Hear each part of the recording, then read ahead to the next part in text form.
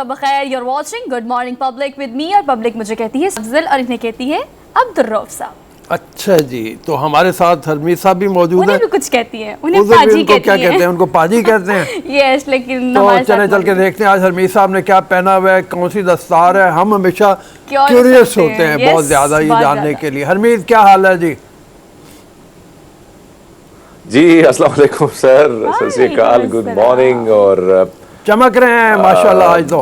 क्या कहते हैं, दिसंबर का महीना है वैसे। हाँ, वैसे इन दिनों में तो ख्वातीन ये जोड़ा पहनती हैं, रेड दस्तार जो कलर है शादियों का, जाहिर बात है। तो हमने सोचा कि हम उनके साथ इजहार यकजहती कर लेते हैं। चलो बहुत अच्छा किया हरमीत। खैर जी, हम चलते हैं। आज फिर कल हिना रबानी खर ने बात की और उन्होंने कहा कि हुकूमत ने डोसियर पेश कर दिया है जो भारत तकरीबी कार्रवाइयों में मुलव्वस है, और उन्होंने बहुत सी बातें ऐसी बताई। उन्होंने कहा कि कई 100 जो धमाके हैं हमारे मुल्क में, तकरीबी कार्रवाइयाँ वो हिंदुस्तान की स्पॉन्सर्ड हैं और हिंदुस्तान बाज नहीं आ रहा, और आर्मी बरादरी को चाहिए इसके लिए कोई ना कोई इकदाम करे। तो अब ये हकीकत है, कल भी हमने इसके ऊपर बात की थी। बलूचिस्तान की सूरत हाल को देखा जाए, जहाँ पे कई धमाके हुए, कई वाक़यात हुए, ट्राइबल एरिया में हमारे जिस तरह से मुलव्वस हैं कई टेररिस्ट, उनके पीछे भी वो कहा जाता है कि हिंदुस्तान का हाथ है। टीटीपी के बारे में हमने कहा था कि टीटीपी और हिंदुस्तान के आपस में रवाबित हैं और वो पैसा वहाँ से जा रहा है। अफ़गानिस्तान से भी कल भी हरमीत ने बात की थी इसके ऊपर कि अफ़गानिस्तान से भी इस तरह की खबरें हैं कि जैसे वहाँ की हुकूमत के साथ हिंदुस्तान कोई ना कोई एग्रीमेंट्स कर रहा है। तो ये सूरत हाल काफ़ी गंभीर है, लेकिन अच्छी बात ये बहुत अहम खबर है। हम देख रहे हैं कि एक तरफ माशी मुश्किलात का हमारे मुल्क को सामना है, तो दूसरी जानिब अगर हम देखें ये जो आपने आज शुरुआत की है इस खबर से, तो मेरे ख्याल में इस पर डिस्कशन होनी भी चाहिए कि अगर आज आपको याद है कि गुज़श्ता रोज़ जो है वो हमारी वज़ीर मुमलिकत जो है हिना रबानी साहिबा जो है वो अफगानिस्तान भी चली गई थी, और इससे कबल जो है बॉर्डर पर जिस किस्म के हालात हुए, फिर चमन में जिस तरह फायरिंग हुई, 6 से ज्यादा जो लोग हैं गोलाबारी की गई हुए, 6 से ज्यादा अफराद जो हैं, हाँ इसी किस्म के मामला जो हैं वो हमारे सामने आए। अब यहाँ पे एक तरफ हम देख रहे हैं कि मुल्क मुआशी मुश्किलात का तो उसको सामना है, लेकिन टीटीपी के साथ जो मुज़ाकरात हैं या जो अफगानिस्तान के जो तालिबान है, अब वहाँ पे एक चीज़ है जो अफगानिस्तान के जो तालिबान है उनकी ख्वाहिश है कि वो सॉफ्ट इमेज क्रिएट करें, सॉफ्ट इमेज बनाएं और जाके, क्योंकि मुल्क को भी चलाना है। इस तरह ये जो सख्त कवानीन उन्होंने बनाए उससे मुल्क नहीं चलेगा, लेकिन कहीं ना कहीं उनको रुकावटें जो हैं वो है हार्ड तालिबान जो वहाँ पे बैठे हुए हैं, खासकर जो है मुख्तलिफ ग्रुप्स बने हुए हैं उनमें, तो वो नहीं चाहते कि ख़वातीन के हवाले से या दीगर ऐसे मामलात हैं जिन पर जो तालिबान की हुकूमत है वो सॉफ्ट कॉर्नर दिखाए और जाके आम जो आलमी दुनिया है उनमें एक सॉफ्ट कॉर्नर बनाएं अपना। लेकिन ये बड़े मुश्किलात उनको सामने जो है वो आ रहे हैं, और इसमें हम देख रहे हैं कि अफगानिस्तान में कुछ ऐसे ग्रुप्स हैं जो बाकायदा हिंदुस्तान से उनको फंडिंग होती है और वो फंडिंग जो है पाकिस्तान के खिलाफ वो इस्तेमाल होते हैं। इसी तरह BLA का हमने जिक्र किया, और उनके बयानात भी आपके सामने हैं कि जितने भी बलोच जो बागी हैं, जो दहशतगर्द हैं, वो ये बात करते हैं कि भाई हमें अगर मदद मिलती है तो इसमें कोई बड़ी बात नहीं, हम मदद हिंदुस्तान नहीं इसराइल से भी लेने को तैयार हैं पाकिस्तान के खिलाफ। तो ये सिचुएशन है, और इस वक्त ये मामला जो है एक किस्म के सख्त है, तो दूसरे माशी मुश्किलात जो हैं वो भी बढ़ते जा रहे हैं। अच्छा, आपको पता है कल इन्होंने जिक्र किया सर BBC की उस डॉक्यूमेंट्री का, इसमें बाकायदा उसको पिक्चराइज करके उसको पोर्ट्रे करके दिखाया गया किस तरह से ये पूरा सर्कल और साइकिल चलता है, और किस तरह से ऑन रिकॉर्ड ये चीज़ मौजूद है जो कि बताई जा सकती है कि कितने पिछले ऐसे केसेस, ऐसे वाक़यात हैं जो कि डायरेक्टली मुंसलिक आते हैं भारत से। लेकिन सर जो आप कल सबूतों की बात कर रहे थे, अगर हम उसकी बिना पर बात करें तो बहुत सारी चीज़ों की पिक्चर जो है बहुत हद तक क्लियर हो जाती है, जिन सबूतों की बात अभी इन महकाजात की जानिब से की जा रही है।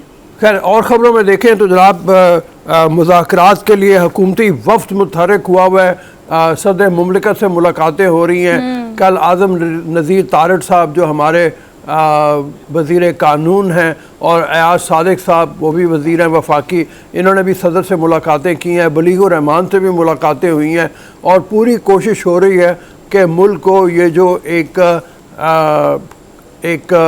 शशोपंज में डाला हुआ है उसमें से किसी तरह से निकाला जा सके। लेकिन इमरान खान साहब जो बयानात देते हैं तो लगता है कि कोई मुज़ाकरात नहीं होंगे, कुछ नहीं होंगे। उनके बयानात फिर दोबारा सख्त हैं और उन्होंने दोबारा ये कहा कि मैं ये चाहता हूँ, एक तो मेरी समझ में नहीं आता वो चाहते क्या है इस्टेब्लिशमेंट से। कभी वो कहते हैं न्यूट्रल हैं और न्यूट्रल जानवर होता है, कभी वो कहते हैं इस्टेब्लिशमेंट को न्यूट्रल रहना चाहिए। अभी कल उनका फिर बयान था कि इस्टेब्लिशमेंट को न्यूट्रल रहना चाहिए। एक तो बार बार साथ में वो इस्तदा करते हैं एक इस्टेब्लिशमेंट से कि आप आगे बढ़े, अपना रोल अदा करें और इलेक्शन करवाएं, फिर वो कहते हैं न्यूट्रल हो जाएं। तो अगर वो न्यूट्रल रहना चाहते हैं तो फिर उनको रहने दिया जाए, उनको खामखा क्यों घसीट के बीच में इस मैदान में लाया जा रहा है। हरमीत, आपने भी देखा होगा बयान वो इमरान खान साहब का, टोटल कन्फ्यूजन। मुझे तो लगता है कि बिल्कुल आपकी बात दुरुस्त है। इमरान खान साहब, आप अगर हम देखें तो पूरी दुनिया में मेरे ख्याल में बहुत कम लोग ऐसी लीडर्स की मिसालें मिलती हैं जिन्होंने इस किस्म के 75 से ज़्यादा जलसे किए हों, फिर 100 से ज़्यादा खिताबात अपनी बीमारी के दौरान किए हों। तो ये हालत है, इसमें कोई शक नहीं। इमरान खान साहब ने अपने बयान से, और बयान किस किस्म के देने हैं, अब आपको पता है कि जब यहाँ पे 6 रोड पे यानी रावलपिंडी में जो खिताब था, लॉन्ग मार्च का अख्तिताम था, तो उसमें उन्होंने ये कहा कि हम असम्बलियाँ तहलील करने जा रहे हैं, लेकिन उसके बाद डेट उन्होंने अनाउंस नहीं की। अब 17 की तारीख उन्होंने दी है और ये भी कहा जा रहा है कि 23 से 27 तक ये मामला जा सकते हैं। एक तरफ इमरान खान साहब टीवी, टेलीविजन, मीडिया पर अपने आप को कैसे रखना है, अपने बयानियों को। अब आप देखें ना कि हम शुरुआत करते हैं इमरान खान से, शुरुआत करते हैं, हेडलाइन शुरू होती है इमरान खान से शुरू होती है, वज़ीर आज़म का कोई जिक्र नहीं, आसिफ अली ज़रदारी का कोई जिक्र नहीं है। यही वजह है कि इमरान खान साहब ने आपको मीडिया में जैसे रखा और अपनी बयानबाजी जिस किस्म से वो करते हैं और जिस किस्म की मुतनाज़ चीज़ों को वो जानबूझकर मीडिया में वो आती हैं और वो ट्वीट्स की जाती हैं या वो इस किस्म के अल्फाज का चुनाव जानबूझकर करते हैं, इसमें कोई शक नहीं है। लेकिन अब जो बात आप करें कि मुज़ाकरात बैकडोर पे भी हो रहे हैं, सदर अलवी साहब से भी हो रहे हैं। एक तरफ जो हुकूमत है उसने ये दबाव बनाया हुआ है कि अगर इमरान खान साहब असम्बलियाँ तहलील करते हैं तो जिस तरह इलेक्शन कमीशन में हम देखते हैं कि मामला जो है हर दिन एक नया मामला खुल जाता है, और दूसरी जानिब कोशिश ये की जा रही है कि इमरान खान साहब पे जो मुख्तलिफ केसेस हैं उसमें उनको गिरफ्तार भी किया जाए। परवेज़ इलाही साहब ने भी यही नुक्ता जो इमरान खान साहब के सामने रखा है कि अगर ये दीगर मामलात को साइड पर रखें, लेकिन अगर असम्बलियाँ तहलील की जाती हैं तो बहुत सारे ऐसे केसेस हुकूमत जो है वो तैयार बैठी है, आपको किसी वक्त भी जो है वो गिरफ्तार किया जा सकता है। इन सारी सूरत हाल में हम देख रहे हैं कि इमरान खान साहब हुकूमत पर दबाव बढ़ा रहे हैं और हुकूमत कहीं ना कहीं कोशिश ये करे कि दबाव के साथ साथ मुज़ाकरात की तरफ भी आगे आई है। तो अब ये मामलात हैं कि ये खबरें भी गर्दिश करी हैं कि एक तरफ अगर हम देखें, इसमें कोई शक नहीं है कि एस्टैब्लिशमेंट जो दावा करती है कि वो ए न्यूट्रल ए पॉलिटिकल हो चुकी है, लेकिन हमने सिर्फ देखा है कि सिर्फ ये बातें जो है हम 75 साल से या 70 साल से ही सुनते जा रहे हैं। अब ये देखने की कहीं ना कहीं किरदार होता है और किरदार को कुछ ऐसा रोल निभाना होता है जाके मामलात को सेटलमेंट की तरफ लेके जाने की। कुछ ना कुछ ऐसी चीज़ें जो ऐसी पॉलिसियाँ हैं, खासकर 2 चीज़ों के नेशनल इंटरेस्ट की जब बात आती है तो उसमें एस्टैब्लिशमेंट जो है वो कभी बैक फुट पे नहीं जा सकती, वो हमेशा फ्रंट फुट पे होती है। क्योंकि अगर ये पॉलिसियाँ ख़राब होती हैं तो आपको पता है कि मुल्क कहाँ कहाँ खड़ा होगा। तो बहुत सारी चीज़ों पर जो है मामलात कहीं ना कहीं मस्बत जो है उसके तरफ जा भी रहे हैं। कुछ खबरें ये भी गर्दिश कर रही हैं कि कुछ चीज़ों पे इमरान खान साहब के कुछ मुतालिबात हैं जिस पर भी गौर फिक्र किया जा रहा है कि एक तो गिरफ्तारी का जो मामला है, दूसरी जानिब जो नाअहली का जो मामला है, इन सूरत हाल में ये मुतालिबात भी खान साहब की जानिब से रखे गए कि हुकूमत अगर इन चीज़ों पर फोकस नहीं करती तो कम से कम 4 महीने का जो वक्त है, 2-3 महीने का ऑप्शन आप कम कर दें, 2 महीने का हम का ऑप्शन के बीच में से कोई रास्ता निकालने के लिए जो है ये मामला ढूंढे जा रहे हैं। लेकिन बहरहाल ये तो हमारा तज़किया है, इसमें डिस्कशन करेंगे। अगर नेगोशिएशन की जा रही है, मुज़ाकरात ना करें, नेगोशिएशन कह लें इस चीज़ को।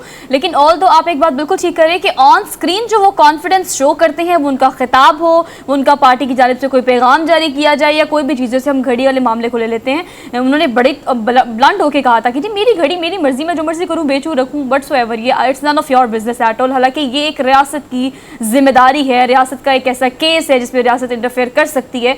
लेकिन सर ये जो बयानात की हम बात कर रहे हैं, ऐसे बयान है इसको शायद ऑन स्क्रीन हम सेकंड भी नहीं करना चाहते।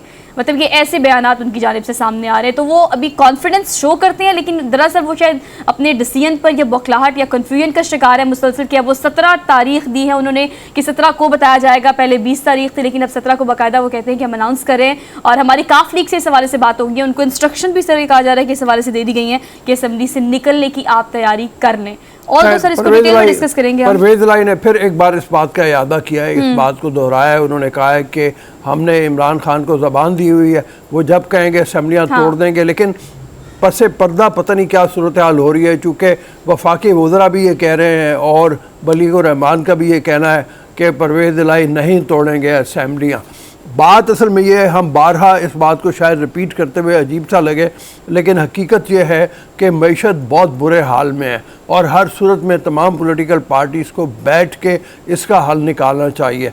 इसहाक डार साहब ने 3-4 मुलाकातें की हैं अलवी से, प्रेसिडेंट अलवी से, और मेरे ख्याल में इसी बात के बारे में उन्होंने ये कहा है कि हमें मईशत को ठीक करना है, जिसके लिए अगर सियासत को एक तरफ रखा जाए और मईशत को एक तरफ रखा जाए तो ये ज़्यादा ज़रूरी चीज़ है।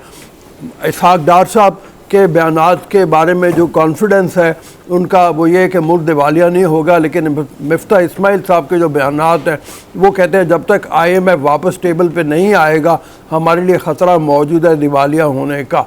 और IMF ने दोबारा अपनी शराइत पेश कर दी हैं, बहुत सारी शराइत हैं जिसके बारे में उन्होंने कहा है कि जो यानी आपको इनके ऊपर अमल करना है, नहीं तो फिर शायद आपको अगली किस्त नहीं मिलेगी और वो हमारे लिए बड़ा ख़तरनाक हो सकता है। जो मिफ्ता इस्माइल हैं जी सर, उनका भी और इसहाक डार का ये भी कहना है कि अगर IMF की किस्त नहीं मिलती या IMF इसके दरमियान में कोई रुकावटें डालता है तो जो दोस्त ममालिक का पैसा है वो भी नहीं आएगा, वो भी नहीं आएगा, बिल्कुल ऐसे ही। और सर ये अभी जो फंड्स की मुसलसल फंड्स के बारे में जो मुसलसल बात की जा रही है, जिसका इंतजार किया जा रहा है, आप यूँ समझे कि इस वक्त सर ऐसा लगता है कि हमारी मैशत का पूरा दारोमदार सिर्फ इसी फंड्स पर है। क्योंकि हम अगर अपनी मैशत को देखें और अपने मौजूदा ख़जाने में मौजूद रकम को देखें तो हम कहीं भी स्टैंड नहीं कर रहे, नेगेटिव में है, नेगेटिव हम नेगेटिव में है। उसकी वजह यह है कि जो पैसा हमारे पास पड़ा हुआ है वो या चाइना का है या सऊदी अरब का है, वो हमारा अपना पैसा अब कुछ भी नहीं रहा हुआ। 6.5-6-7 अरब डॉलर हमारे पास इस वक्त पड़े हुए हैं खजाने में, और वो भी हमारे नहीं है, जो हमारे नहीं है। और अब अगर इसका भी बड़ी शिद्दत से इंतजार है, इसहाक डार साहब ने जो कहा, दोबारा उन्होंने कल कहा कि हमें इंतज़ार है सऊदी अरब ने जो वादा किया कुछ पैसे और देने का, वो पैसे आ जाएं। इसहाक डार तो कम से कम उम्मीद ये दिखाते हैं कि IMF से मुज़ाकरात भी ठीक नहज पे जा रहे हैं। तो अब देखो अल्लाह करे मतलब ये मामला ठीक हों। शहबाज शरीफ ने ये कहा दिन रात मेहनत करके हमने मुल्क को दिवालिया होने से बचाया है, लेकिन ख़तरा अभी मौजूद है, ख़तरा टला नहीं है। बहरहाल हम चलते हैं, इन तमाम बातों को हमने डिस्कस करना है आगे चल के भी। हम चलते हैं अपने डेली रन डाउन की तरफ। जो आज का हमारा प्लान है वो क्या है, वो टॉप स्टोरीज में जो हमने डिस्कस किया हम उसको जरा डिस्कस कर लेंगे कि इमरान खान साहब जो भी स्टेटमेंट्स दे रहे हैं उस स्टेटमेंट्स पे वो अभी किस तरह से उसको यू टर्न कहा जा सकता है या उसको थोड़ा सा मोल्ड करके किस तरह से 17 दिसंबर को बताएंगे जी उन्होंने क्या करना है, क्या इंस्ट्रक्शन देनी है, असेंबली तोड़नी है, असेंबली से निकलना है, या जो भी डिसीजन होगा वो आपके सामने आ जाएगा। इसको हम डिटेल में डिस्कस करेंगे कि उनका क्या स्टांस हो सकता है। इसके अलावा हम आपको कुछ सर ओबियसली हम शादियों की सीज़न की बात कर रहे थे, पाजी ने कहा भी था कि मैंने इजहार यकजहती करने के लिए लाल रंग की दस्तार पहनी है, लेकिन इज्तिमाई शादियों का रुझान आपको पता है कि ये भी उन इलाकों में ज़्यादातर होता है जहाँ पर आपको पता है कि गरीब गुरबा ज़्यादा होते हैं और वो बरादरी जो अफोर्ड नहीं कर सकती शादी को, तो वहाँ पर कुछ ऐसे इदारे होते हैं जो कि ऐसी इज्तिमाई शादियाँ कराते हैं उन बेटियों की जिनकी फौरी तौर पर शादी होनी होती है। तो सर ये हम आज पिंडी भटिया से आपको इस हवाले से अपडेट करेंगे। एक पैकेज हमने बनाया है वो आपसे रिपोर्ट के तौर पर शेयर करेंगे। इसके अलावा सर हमने कल भी इस चीज़ का जिक्र करना था लेकिन हमारे पास बहुत सारी चीज़ें थी, तो आज हम डेफिनेटली इस चीज़ के बारे में ज़रूर बात करेंगे कि आने वाला दवाइयों का शदीद बहरान कितनी बुरी तरह मेडिकल इंडस्ट्री को मुतासर कर सकता है, कितनी बड़ी शॉर्टेज मेडिसिन की हो सकती है, इसको हम डिटेल में डिस्कस करेंगे आज के टॉप स्टोरीज में। इसके अलावा सर ऑब्वियसली हम हर रोज़ एक ना एक महंगाई के फैक्टर को टच करते हैं। कल हम तंदूर मालिकान की अहमियत बात कर रहे थे क्योंकि हम गैस लोड शेडिंग की बात कर रहे थे, तो अल्टीमेटली घर में खाना नहीं बन सकता, रोटी नहीं बन सकती, तो हम बाहर का रुख करते हैं। लेकिन अब तंदूर मालिकान का एक और स्टैंड सामने आ गया है। जनाब कहते हैं कि ज़्यादा नहीं तो कम से कम 2 से 3 रुपए इजाफा किया जाएगा मौजूदा, जो कि पिछले दिनों में हुआ था भी सर, रिसेंटली वेरी रिसेंट हमने पूरा इस पे सेगमेंट किया था। अब वो गरीब आदमी जो है ना, जो टोटल महीना 2 गुजरते हैं तो जाहिर बात है उनकी तरफ से एक नया अलामिया जारी किया जाता है। हाँ हरमीत, मतलब ये है ना कि पहले ही रोटी इतनी महंगी हो चुकी है, आम गरीब आदमी, गरीब दिहाड़ीदार मजदूर जो है वो बेचारा मजबूर होता है खरीदने के लिए और वो अफोर्ड नहीं करता। ये मुख्तलिफ चीज़ें जो हैं इनको दवाइयों से जोड़ें, इससे जोड़ें, आप किसी चीज़ से जोड़ें। ज़ाहिर है दवाइयों की शॉर्टेज होगी तो दवाइयों की कीमत बहुत ज़्यादा बढ़ जाएगी। तो उस हवाले से ये दोनों चीज़ें हमने डिस्कस करनी है, डिटेल में डिस्कस करेंगे। और ऑब्वियसली हम हमेशा कहते हैं कि चीज़ें डायरेक्टली प्रोपोर्शनल होती हैं। चक्की का जो आटा है सर, उसकी कीमत में 5 रुपए का इजाफा करेंगे तो अल्टीमेटली भी तंदूर मालिकान हर चीज़ की प्राइस बढ़ाएंगे। तो ये जो एक पूरा साइकिल है जो कि थ्रू आउट और थॉरली डिस्टर्ब हो रहा है, इसको हम डिटेल में डिस्कस करेंगे। इसके अलावा सर सिंध से एक बड़ा इंकशाफ कह लें, बड़ी खबर है, वो जो हमने ये सोचा प्रोग्राम का हिस्सा बनाते हैं। सिंध टेक्स्ट बुक बोर्ड की 150 मन सरकारी किताबें सर कबाड़ में फरोख्त करने का इंकशाफ हुआ है। Can you imagine, we are talking about books. तो भी हम सिंध की बात करें तो वहाँ तालीमी निज़ाम का पहले ही आपको पता है, बहुत दफ़ा हम इस पर एक डिटेल सेगमेंट कर चुके हैं, लेकिन जो इतने मन किताबों को कबाड़ में देने का जो इंकशाफ हुआ है, ये स्टोरी आपसे हम डिटेल में शेयर करेंगे। ऑलराइट सर, आगे चलते हैं। आज हम चलते हैं अपनी जो रिपोर्ट है उसमें भी ये कहा गया कि सिंध का जो तालीम का जो निज़ाम है वो बिल्कुल वर्स्ट किस्म का है। तो आप ये अंदाज़ा लगा लें कि इस किस्म की रिपोर्टें भी सामने आ रही हैं। हाँ बिल्कुल जी। डेली डोज पे चलते हैं जी। आज गुड मॉर्निंग पब्लिक का डेली डोज आपसे शेयर करते हैं। पहले डोज में हम बताएंगे कि लाहौरियों के लिए ये अच्छी खबर है। सर मैं इसको हमेशा अच्छा कहती हूँ, जब भी ये एक डिसीजन लिया जाता है हमारे कंसर्न डिपार्टमेंट्स की जानिब से, तो मैं इसको हमेशा अप्रिशिएट करती हूँ। अब स्मोक के पेश नज़र और मौजूदा हालात जो मुल्क के हैं, शायद उसमें भी कुछ हेल्प मिल सके। सर लाहौर में रात 10 बजे जो है ना, वो सारी मार्केट्स और रेस्टोरेंट्स को बंद करने का बाकायदा तौर पर फैसला कर दिया गया है और हुक्म सादर कर दिया गया है। ये हाई कोर्ट का डिसीजन है जो इसको कहा गया इम्प्लीमेंट करें फौरी तौर पे ऊपर।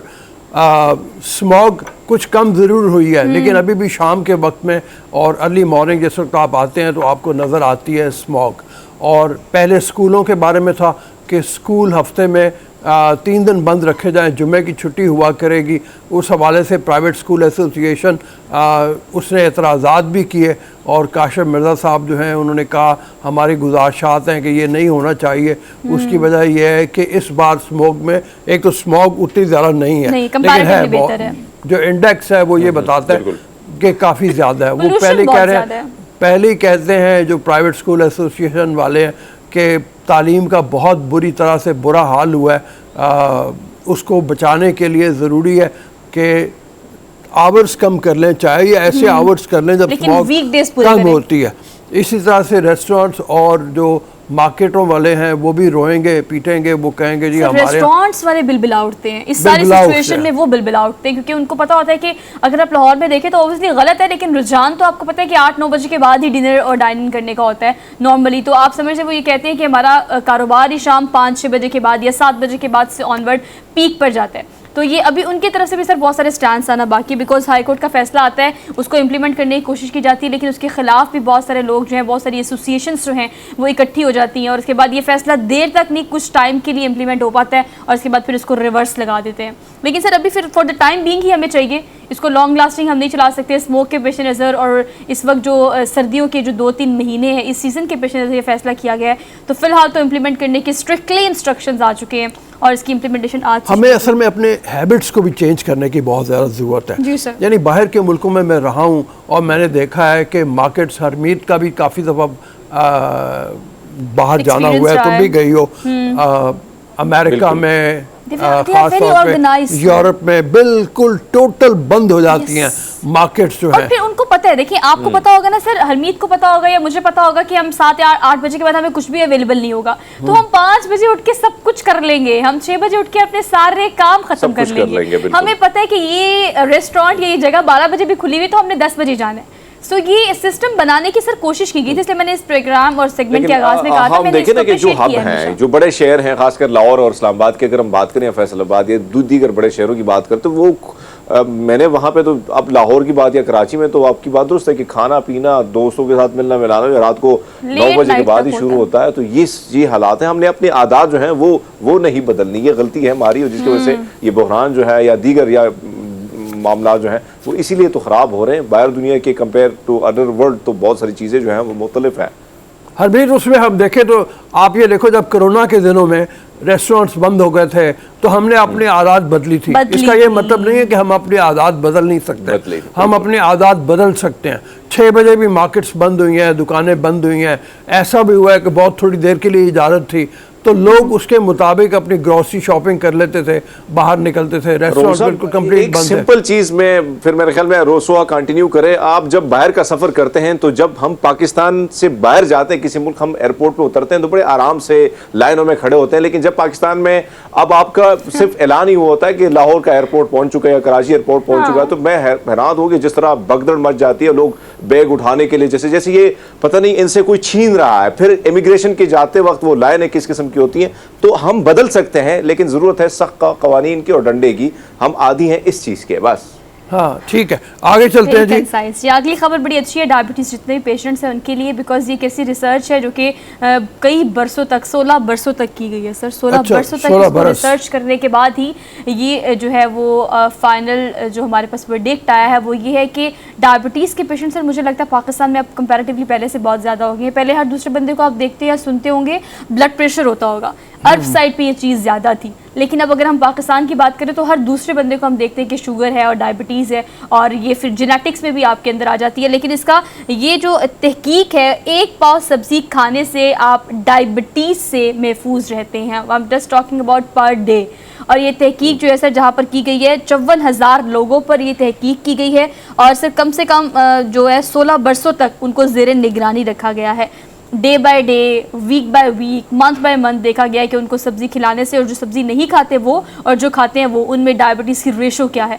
सो ये जो है ना ये रिसर्च हमने कहा आपसे ज़रूर शेयर करें कि सब्जियां ज़रूर खाएं वो लोग। अब ये विजुअली जो नज़र आ रही है ना सब्जियां, अगर तो सब्जियां इस तरह की हों तो मैं भी खाने को तैयार हूँ, कच्ची भी खाई जा सकती है। इतनी साफ़ सुथरी मतलब जो सब्जियां हैं वो ज़ाहिर है मिल रही हों। अनफॉर्चुनेटली हमारे यहाँ मसला ये है कि सब्जियों के ऊपर केमिकल इतने छिड़के जाते हैं, जहरीले पानी से सब्जियां बनाई जाती हैं, जो यानी फैक्ट्रियों का गंदा पानी वो डाल दिया जाता है, तो हमारे यहाँ सब्जियां भी इतनी पाक साफ नहीं है जितनी समझ जाती है। लेकिन बहरहाल जहाँ पे यूरोप में ये तहकीक हुई, उन्होंने 2 ग्रुप्स बनाए और उन 2 ग्रुप्स में एक को सब्जियां दी गई, एक को कलील तादाद में आलू भी दिए गए। आलू के बारे में ये बड़ा सवाल है कि क्या आलू खाने से डायबिटीज़ ज़्यादा होती है या नहीं होती। ये हाँ, इसके बारे में भी उन्होंने कहा कि अगर एक अच्छे तरीके से आलू पकाया जाए, जिसका मतलब ये है कि फ्राइज़ वगैरह नहीं, तले हुए नहीं, तो फिर उसका फ़ायदा हो सकता है कलील तादाद में अगर आप खाएं तो।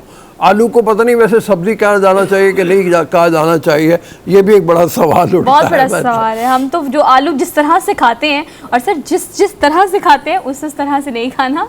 दे आर टॉकिंग अबाउट कि आपने उसको सब्जी के तौर पर ही लेना है, और जिस तरह सब्जियां हम पकाते हैं या हम खाते हैं, हमें ज़रा इस पर भी एहतियात करनी पड़ेगी। सर जिस चीज़ की रेशो, जिस चीज़ की तादाद पाकिस्तान में, वो बीमारी हो या XYZ कोई भी चीज़ हो, उसकी तादाद ज़्यादा होती है सर, उसमें सबसे बड़ा एक ही पॉइंट होता है हमारा, वो होती है हमारी excess of everything is bad. हम हर चीज़ की ज़्यादती कर लेते हैं। बहरहाल वो बात फिर वही आ जाती है जो पिछले से जोड़ के हमने की थी कि आपको अपने हैबिट्स तब्दील करने की ज़रूरत है। चाहे उनका ताल्लुक आपके नज़्म ज़ब्त सड़कों के ऊपर हो, चाहे उसका ताल्लुक आपके खाने की चीज़ों से हो, चाहे उसका ताल्लुक आपके मार्केट्स बंद होने से या रेस्टोरेंट बंद करने से हो, आपको हर मामले में अपनी हैबिट्स को तब्दील करना है। अपनी हैबिट्स को तब्दील करें, हेल्दी रहने के लिए भी, मुल्क के नज़्म ज़ब्त को बेहतर करने के लिए भी। अगर ये नहीं होगा तो फिर आप देखो ना हड़बूंग मची होगी। हमारी सड़कों के ऊपर जब लोग निकलते हैं तो पता नहीं, वही जो हरमीत ने थोड़ी देर पहले बात की थी, बाहर निकलते ही दिल चाहता है उनका कि पता नहीं इधर टक्कर मारे उधर टक्कर मारे, गाड़ियां गलत तरीके पे चलाई जाती हैं, मोटर बाइक हर जगह घुस रही होती हैं, शोर हंगम बेहंगम शोर और इस तरह की आदत अपनाई जाती हैं जो किसी भी सूरत में वो भी हेल्दी नहीं है। और सर आप ये देखिए कि अगर ओवरऑल देखा जाए ना तो व्यूवर्स जो हमें देख रहे हैं वो इस चीज़ को रिलेट कर पाएंगे कि ये एक फील है कि आप लाहौर एयरपोर्ट पे उतरे हैं या पाकिस्तान में उतरे तो आपको लगता है ओके तो मेरा घर है, मैं जैसे मर्जी करूँ, कोई पूछने वाला नहीं है, कोई कहने वाला नहीं है। ये जो फील है ना, आपको इसको डिनाई करना पड़ेगा भाई। नज़्म ज़ब्त का मुजाहरा आपको हर जगह करना पड़ता है। वो आप कहीं यूरोप साइड से वापस आ रहे हैं सर, वहाँ पे एक बात हरमीत ने जो की वो बिल्कुल ठीक है। वहाँ पर भी आप जब पहुँचते हैं तो एक फील होती है। वो फील क्या होती है कि यहाँ पर रूल्स रेगुलेशन बहुत स्ट्रिक्ट है, तो we have to follow every kind of rule जो कि आपको इर्द गिर्द नजर आ रहा है। बल्कि जो चीज़ आपको रूल्स के तौर पर नजर नहीं भी आती है, उसके बारे में बार बार पूछते हैं, यहाँ पर क्या रूल है, यहाँ पर कैसे करते हैं, ये यहाँ पर कैसे करना चाहिए। तो ये चीज़ें आप अपनी पर्सनालिटी के अंदर एज ए इंडिविजुअल लेकर आएंगे तो ही ऐसा एज ए नेशन हम थोड़े बेहतर मैं हो मुझे याद है कुछ अर्सा पहले की बात है, मैं इतवार बाज़ार में गया हुआ था, तो मुझसे आगे वाले साहब जो हैं उन्होंने बड़े मज़े से केला छीला और उसका छिलका सड़क के ऊपर फेंक के आगे को बढ़ गए। मैंने उन्हें आवाज़ दी, मैंने कहा यार गंद ना डालो। वो आगे से मुझे कहते हैं जी मेरा मुल्क है, मैं जो मर्जी देखो करूं। मेरा मुल्क है, मैं आप गंदा कौन होते हैं करूं? मुझे रोकने वाले? अब ये जो एक चीज़ है ना, ये बहुत खतरनाक है। Yes. मतलब मेरे मुल्क होने का मतलब ये नहीं है आप उसे कबाड़ करें। बना दें, गंदगी का ढेर बना दें। बहरहाल हम बात सब्जियों की कर रहे थे, इस हवाले से भी है अपनी खुराक को एतदाल पे रखें और इसमें सब्जियों की तादाद ज़्यादा करें। इसका ये मतलब नहीं है कि आप मीट बिल्कुल ही छोड़ दें। डॉक्टर सेहत चावला हमारे साथ कुछ दिन पहले मौजूद थी और उन्होंने ये बताया था के बारे में बताया। हाँ, उन्होंने बड़ी अच्छी बातें बताई थी। उनको जो लोग उनके बारे में ज़्यादा जानना चाहें वो उनके फेसबुक के ऊपर और उनके अकाउंट को जाके लाइक करके उस पर देख सकते हैं। लेकिन बहरहाल उसके बुनियादी क्रक्स ये था कि आप मीट भी ज़रूर खाएं। और फिर उन्होंने ये कहा कि B12 की जो कमी है उसको पूरा करने के लिए आपको थोड़ी सी एनिमल फैट खाने की भी ज़रूरत है। लेकिन डायबिटीज़ के लोगों को ज़रा थोड़ी सी एहतियात करने की ज़रूरत है इस मामले में। आगे चलें जी। अगली खबर जी, अगर आपने करनी है खला की सैर तो उसके लिए मेरे पास आपके एक खबर है बड़ी ज़बरदस्ती। अच्छा। और सिर्फ ज़्यादा पैसे नहीं लगेंगे, सिर्फ $2 लाख। सिर्फ 2 लाख डॉलर। सिर्फ हरमीत पाजी के पास तो होंगे।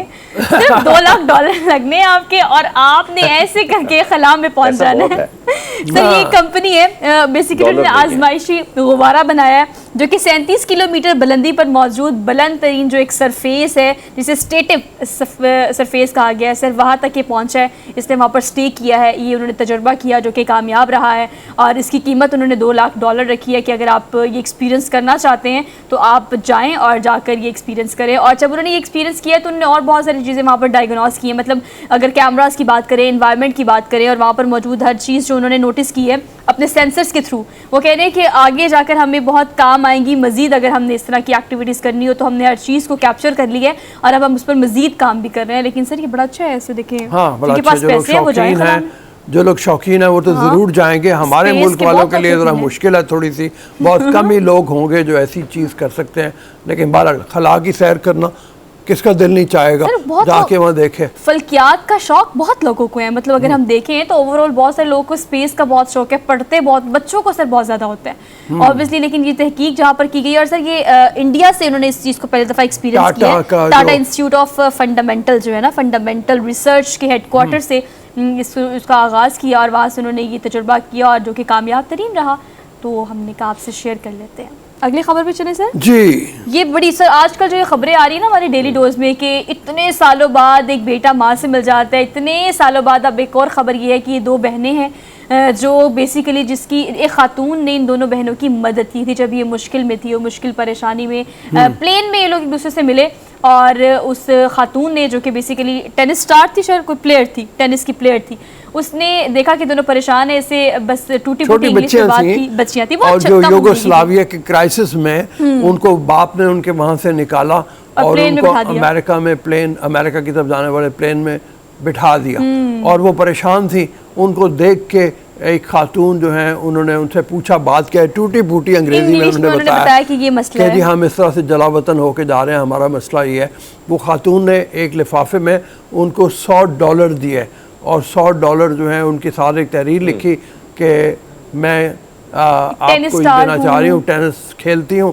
तो वो जनाब 23 बरस के बाद वो तलाश में थी कि उस खातून को ढूंढा जाए और 23 बरस के बाद उन्होंने उसको तलाश कर लिया और उसका शुक्रिया अदा करने पहुंच गए। और सर हम ये बात करें 1999 की, मतलब देखिए उस वक्त अब आप जैसे बता रहे हैं कि बहुत छोटी सी थी और बस इतनी ज़्यादा सेंसिबल नहीं थी, परेशान बहुत थी। वो परेशानी जो है वो उस खातून ने इनके चेहरे पे देखी, जाते वक्त उसको लिफाफा दिया। अब लिफाफे में जो चंद एक चीज़ें तहरीर थी उसके ज़रिए 23 साल बाद इन दोनों बहनों ने ऑब्वियसली सर अब ये भी कुछ ना कुछ बन गई होंगी, मेहनत की होगी, अपने आप को स्टेबल किया होगा। तो उन्होंने कहा कि जिसने हमारी उस वक्त मदद की थी हमने उसको ढूंढना है।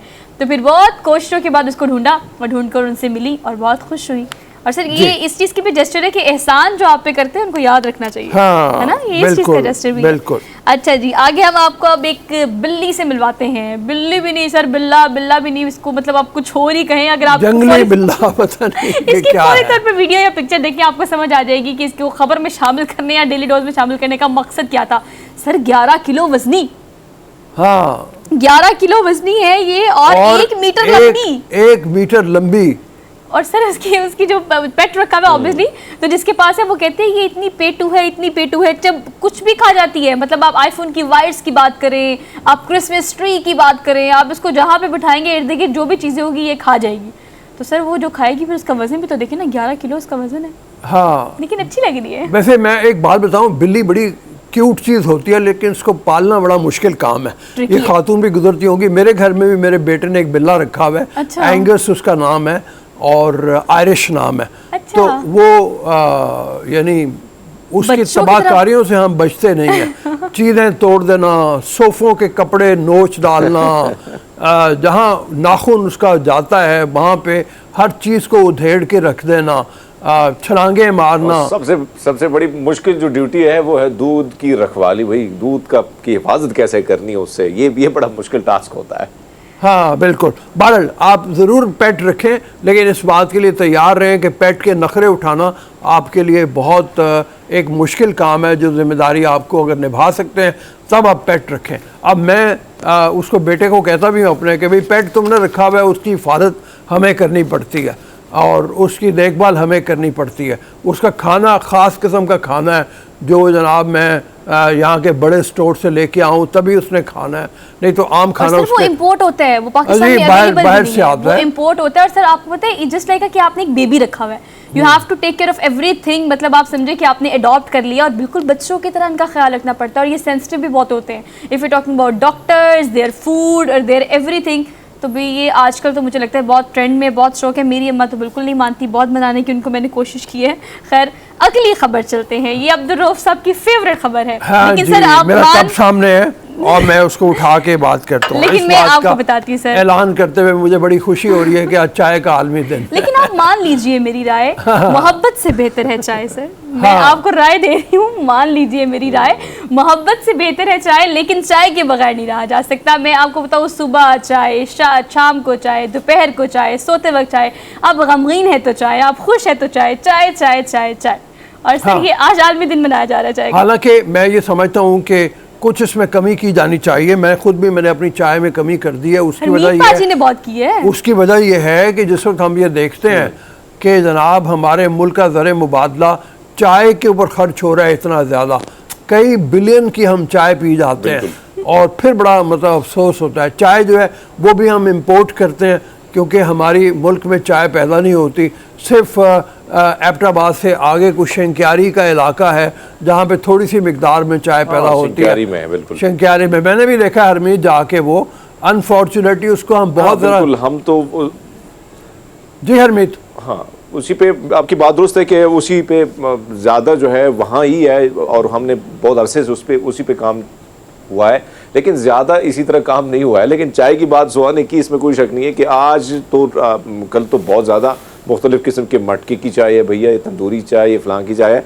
तो ये चाय तो वैसे वो बहुत ज़्यादा वो बढ़ भी गया है। लेकिन आपकी बात दुरुस्त है कि कहीं ना कहीं जब हमारे एक वफाकी वज़ीर ने ये बात की थी तब सोशल मीडिया पे बहुत ज़्यादा बातें हुई थी, बहुत मजाक भी, मीम्स भी बने थे। लेकिन ये हकीकत है कि भाई मुश्किलात हैं, लेकिन बहरहाल चाय तो चाय है ना। और मैं पीता हूँ, मैंने बड़ी कम की है। रोज़ साहब और सुहाब कभी कभी 10-12 प्याले जो है वो मैं पी लेता था, नोश कर लेता था। अब ये है कि 1 या 2 कप पी लेता हूँ, वो भी गुड़ की चाय हो तो ठीक है। लेकिन सर आपको पता है बहुत सारे लोगों को चाय की एडिक्शन है। अब हमें देखिए, हम बहुत ज़्यादा नहीं पीते, शो से पहले हमने एक कप पीना होता है, शो के बाद कंपल्सरी होता है। लेकिन सर अगर हम लाहौर की या कहीं भी इस्लामाबाद, कराची की बात करें तो आपको पता है चाय कैफ़ेज़ का बहुत ट्रेंड हो गया है। आप इस जौहर टाउन वाली साइड पर जाए तो आपको पूरी लेन सिर्फ चाय कैफ़े की मिलती है। आप गुलबर्ग में आ जाए, गुलबर्ग में 1001 चाय कैफ़े हैं। मतलब ये बिजनेस के तौर पर बहुत ज़्यादा सामने आया है कि अब रेस्टोरेंट में बहुत सारे खानों की बजाय अब सिर्फ चाय स्पॉट्स बनाए गए हैं और मुख्तलिफ तरह की चाय, और चाय के इतने नाम, चाह चाय और चाय कदा और इस तरह से बहुत सारी चीज़ें। अच्छा, मैं सिर्फ ये बता दूं कि मतलब बाहर के मुल्कों में, यूरोप में तो फिर भी थोड़ी बहुत, खासतौर पर इंग्लैंड में चाय पी ली जाती है दूध वाली, लेकिन अमेरिका में चाय नहीं पी जाती दूध डाल के। पिछली बार जब मैं गया था तो वो ये था कि चाय लाते के नाम से उन्होंने दूध वाली चाय कुछ इंट्रोड्यूस करवाई थी, लेकिन वहाँ पे मुख्तलिफ मुल्क जो है, बात ये हो रही है कि उनके मुख्तलिफ रंग हैं।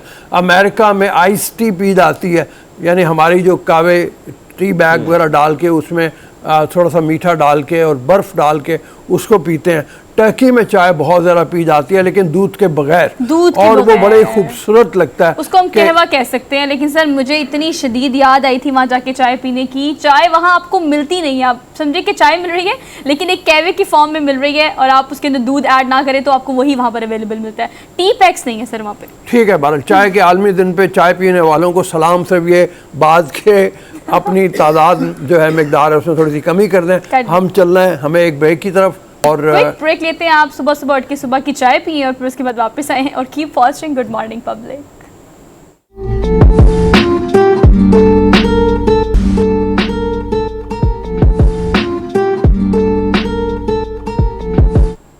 जी welcome to the show after the break. Currency का बहरान दवाइयों तक पहुंच गया है, और जो पाकिस्तान में इस वक्त खसारा चल रहा है, पाकिस्तान में मसाइल चल रहे हैं डॉलर्स की वजह से, उसके असरात पड़ रहे हैं। ये कि कहा जाता है कि जो इंपोर्ट करते हैं हम खाम माल दवाइयाँ बनाने के लिए, वो बहुत बुरी तरह से मुतासिर हुआ हुआ है, और चंद हफ्तों का खाम माल बाकी रह गया है। अगर इस मामले में कोई जल्दी ही फ़ैसला ना किया गया, कोई हल ना निकाला गया, तो ये हो सकता है कि दवाइयों का एक बहुत बड़ा बहरान पैदा हो जाए।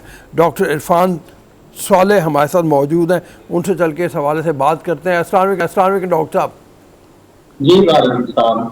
सर, ये जो खबर है कि दवाइयाँ बनाने वाले बहुत एक क्राइसिस का शिकार हैं, खाम माल बहुत कम है और उसकी वजह से बहुत बड़ा क्राइसिस पैदा हो सकता है, क्या इसके असरात पहले से पड़ने शुरू हो गए हैं? आप जो बैठे में जब दवाइयाँ प्रेस्क्राइब करते हैं, क्या दवाइयाँ मिल रही हैं मरीज़ों को बाज़ार से, या अभी से शॉर्टेज शुरू हो गई है? जी बिल्कुल, बहुत अच्छा सवाल आपने उठाया है। खास तौर पर जिस तरह इन्फ्लेशन और महंगाई हमारे मुल्क में काफ़ी हद तक बुलंद सतह को छू रही है और डॉलर की प्राइस भी बढ़ गई है, जैसा कि आपको मालूम है कि मल्टीनेशनल कंपनीज जो हैं क्योंकि डॉलर्स में प्राइस कोट करती हैं, और जो रॉ मटीरियल या जो खाम माल हम मंगवाते हैं, इम्पोर्ट करते हैं, मैन्युफैक्चरिंग में जो इस्तेमाल होता है जिसका कलीदी किरदार है, तो उसके अंदर बहुत ज़्यादा मुश्किलात का सामना है। जैसा कि मैं आपको मिसाल दूं कि जिस तरह एक बेसिक बुनियादी चीज़ है इंसुलिन। इंसुलिन की शॉर्टेज काफ़ी हद तक बढ़ चुकी है, खासतौर पे गवर्नमेंट सेक्टर के हॉस्पिटल्स में, क्योंकि यहाँ पे बहुत सारे मरीज रिपोर्ट करते हैं शुगर के हवाले से, और उनको हम उस तरह से फैसिलिटेट नहीं कर सक रहे। इसी तरह जो मल्टीनेशनल जो ड्रॉप्स हैं, जिस तरह आई ड्रॉप्स हैं, जो एल्कॉन कंपनी है वो मल्टीनेशनल कंपनी है, मैं मुख्तलिफ शोबाजात के हवाले से आपसे बात कर रहा हूँ, तो उसमें मैं जिक्र करता चलूँ कि उनकी अद्वियात जो है वो न सिर्फ शॉर्ट हैं बल्कि आगे जो शिपमेंट्स आनी है फर्दर मुस्तकबिल के अंदर वो भी काफ़ी डिले हैं। तो इसके लिए हमें फिर देखना पड़ रहा है कि हम उसका मुतबादिल या ऑल्टरनेटिव इस्तेमाल करें जो कि यहाँ पे लोकल मैन्युफैक्चर कंपनीज कर रही हैं। लेकिन उन कंपनियों को भी मुश्किलात का सामना इसलिए है कि उनके पास भी वो खाम माल इतनी मिकदार में मौजूद नहीं है। तो इस हवाले से हमें कोशिश ये करनी चाहिए कि हम अपने मकामी सतह पे और ख़ास तौर पे गवर्नमेंट लेवल के ऊपर हम ये देखेंगे कि हम अपनी इंपोर्ट्स को किस तरह फैसिलिटेट कर सकते हैं, और हेल्थ सेक्टर के अंदर ख़ास तौर पे हमें इसको ठीक करने की जरूरत है। अच्छा, ये बताइए कि जो आपने 2-3 दवाइयाँ बताई हैं, अब उसका क्या तरीक़ेकार किया जाए, आम आदमी को क्या गाइड किया जाए? इंसुलिन जैसे है उसका मुतबादल तो कोई चीज़ नहीं है, इंसुलिन तो इंसुलिन ही है, तो उसका मुतबादल क्या होगा? नंबर 1 तो ये। देखिए, सबसे पहले एक बात है, हमें बेसिक्स की तरफ जाना पड़ेगा। बेसिक से मुराद ये है कि हमें अपने स्क्रीनिंग प्रोग्राम्स जो, जैसा कि हम पहले कहा जाता था कि परहेज इलाज से बेहतर है, कि बीमारी की रोकथाम शुरू होती जड़ से पकड़े, हम आखिर में पहुंच जाते हैं जब बीमारी बहुत हद तक तजावुज कर जाती है और हम फिर उसका इलाज शुरू करते हैं। पूरे मुल्क में, पूरी दुनिया में government they spend on prevention of disease की रोकथाम के लिए, उसको प्रिवेंट करने पे सरमायाकारी होती है। अगर हम उस स्टेज पर सरमायाकारी नहीं करेंगे, गवर्नमेंट स्क्रीनिंग प्रोग्राम्स बेहतर तौर पे इम्प्लीमेंट नहीं करेगी, तो उसको खत्म करने में और उसके इलाज के लिए शायद उससे दुगना या तिगना जो है दर मुबादला खर्च करना पड़े हुकूमत। तो बेहतर है कि पहले हम स्क्रीनिंग प्रोग्राम्स जो है वो शुरू करें, खास तौर पे जिस तरह शुगर है, ब्लड प्रेशर है, हेपेटाइटिस है, ये वो बीमारियां हैं जो आमतौर पे इस माशरे में बहुत गैर फैल चुकी हैं। तो बेहतर ये होगा कि हम पहले इसके तदारुक के लिए, इसको प्रिवेंट करने के लिए, रोकथाम के लिए लोगों में अवेयरनेस प्रोग्राम्स बेहतर लेके आए। उसके बाद सेकंड स्टेज है ट्रीटमेंट की या इलाज की।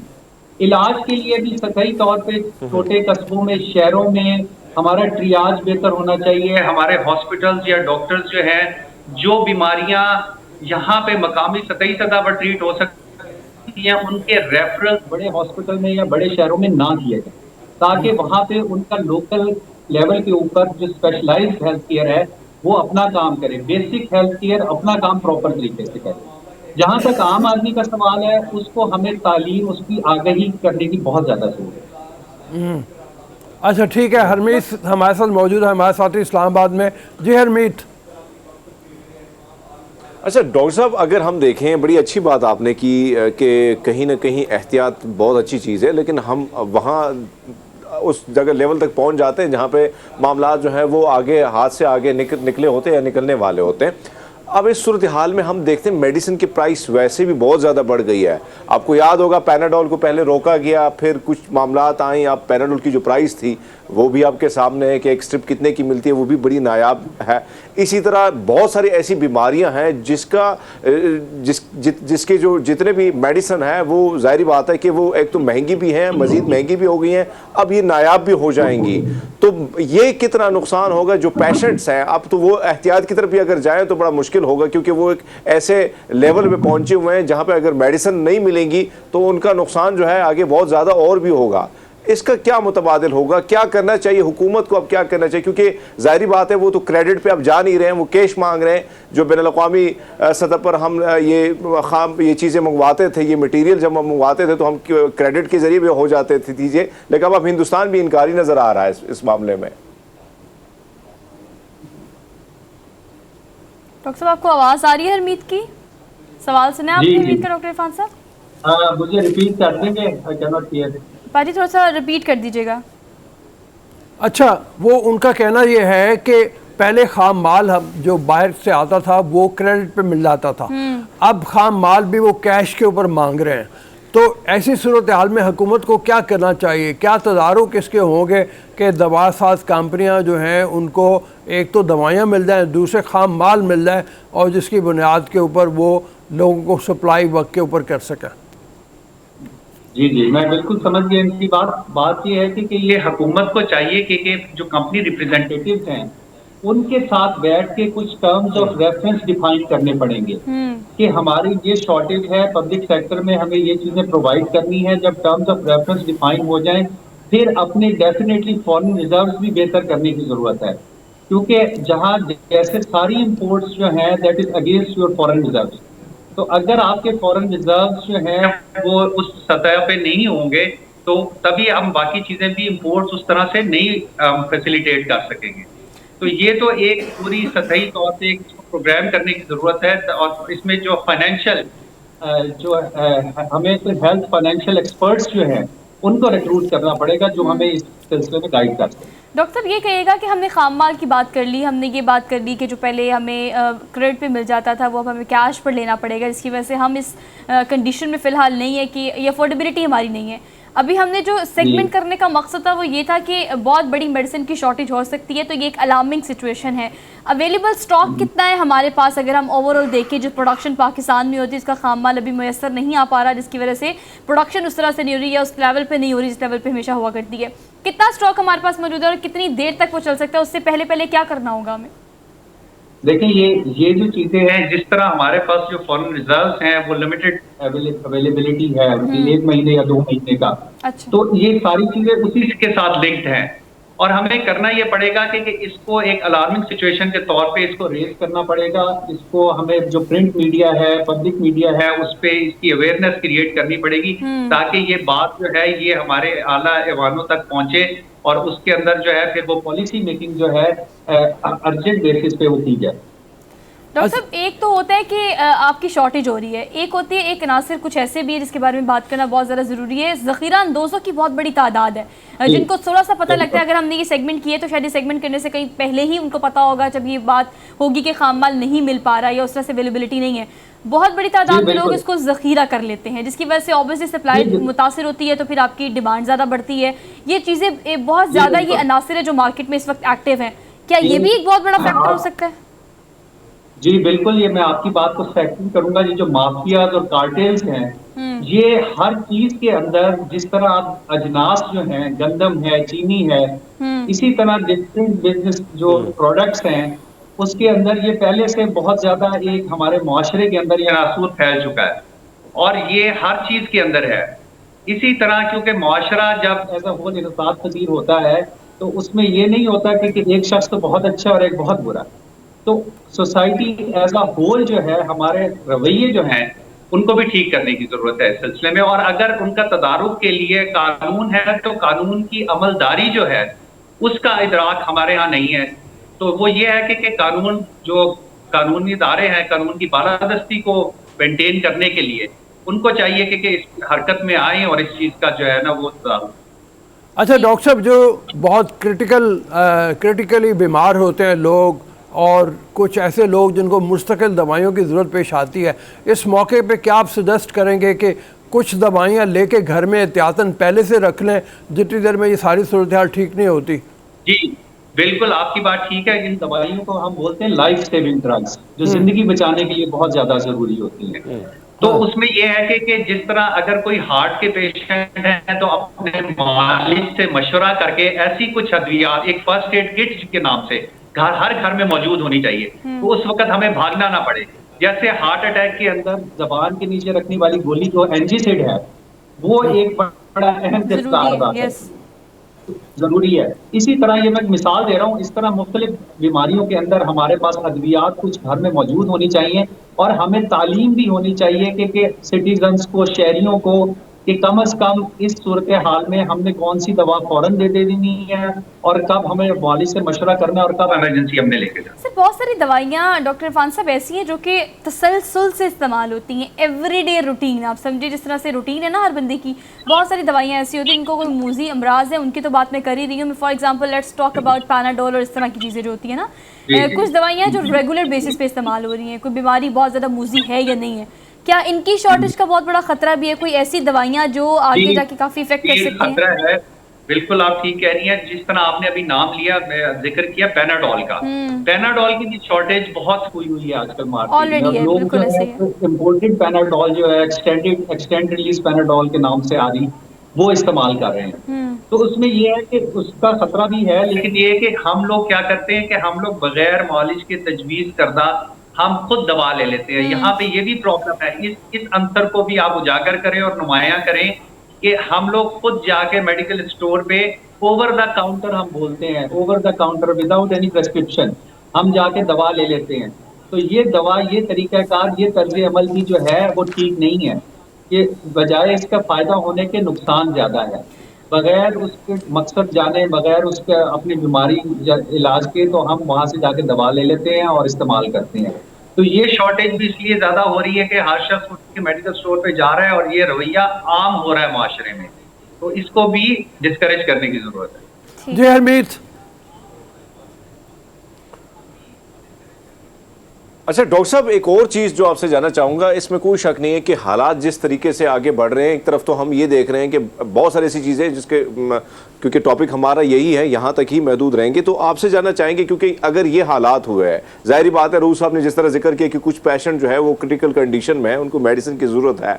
हमने देखा है अफगानिस्तान या ईरान के बॉर्डर के थ्रू जो है इंडियन की जो मेडिसिन थी वो आती थी और ब्लैक पे वो जिसकी मार्केटिंग ब्लैक में होती थी और उसका काम भी, उसका रिजल्ट भी बड़ा अच्छा आता है। तो ऐसे में क्या हमारे पास ये ऑप्शन होंगे अगर ये सिचुएशन रही, चाइना या इंडिया या अफगानिस्तान के थ्रू इस किस्म की चीज़ें जो है वो उसकी इजाज़त मिल सकती है? डेफिनेटली। देखिए हमें बहुत अच्छा क्वेश्चन किया आपने। मैं इसकी तरफ जरूर आना चाहूंगा। देखिए कभी भी जिस तरह हमारे यहाँ सैलाब आता है तो इमदाद के लिए हम अपने हमसाया ममालिक की तरफ देखते हैं। ये भी एक मेडिकल इमरजेंसी और मेडिकल क्राइसिस है हमारे मुल्क में। तो इसके लिए बेहतर तौर पे हमें अपने हमसाया ममालिक की मदद जो है वो बहुत ज्यादा दरकार होगी इस सिलसिले में। क्योंकि जब दवाइयों का जिक्र आता है, इंसानी सेहत का आता है, जिस तरह रेड क्रॉस है, एक ऐसी तंजीम है जो बॉर्डर्स और हदूदों कयूद से बाहर काम करती है। उसका मकसद सिर्फ ये होता है कि इंसानियत को जो है वो आराम पहुंचाया जाए, सेहत और बीमारियों के खिलाफ लड़ा जाए। तो उसी सिलसिले में अगर हमें इसमें बाउंड्रीज नहीं देखनी पड़ेंगी, हमें सिर्फ और सिर्फ वन पॉइंट एजेंडे पे काम करना पड़ेगा। सेहत पहले, सबसे पहले सेहत। ठीक है, ये एक इंसानी हक है। तालीम और सेहत जो है ये एक बेसिक ह्यूमन राइट है जो हर वेलफेयर स्टेट को अपने शहरियों तक पहुंचाना उसकी जिम्मेदारी है। ऑल राइट बेहतर डॉक्टर यही इरफान, है कि- thank you so much, thank you sir. बात फिर वही है, एक इमरजेंसी की सूरत हाल तो है, लेकिन लोगों को पैनिक अभी फिलहाल नहीं करना चाहिए। ये ना हो कि दवाइयों की जो जाके स्टॉक अपने घर में कर लें और shortage ज़्यादा बिला बढ़ वजह जाए। की क्राइसिस को क्रिएट कर दें। ऐसा दोबारा हम होता चलते हैं भी है। ब्रेक की तरफ। एक ब्रेक लेते हैं, वापस आते हैं, देखते रहिए प्रोग्राम जिसे हम कहते हैं good morning public.